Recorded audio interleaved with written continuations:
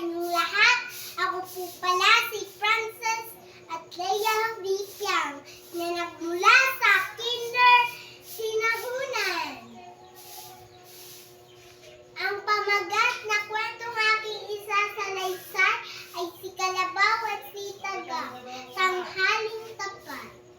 Mainit ang sikat ng araw. Tapos na ang gawain ni Kalabaw sa bukid. Napunta siya sa tubugang puti at dito siya naglululoy.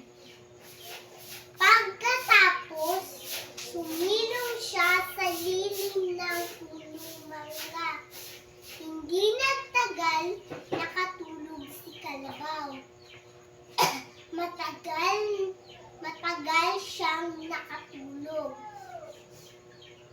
Nagising lamang siya nang maramdaman niya na ang sakit at kati ng kagat ng mga lamok.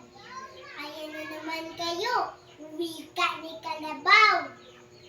Bakit ba ako na ang alaga ninyong kagatin?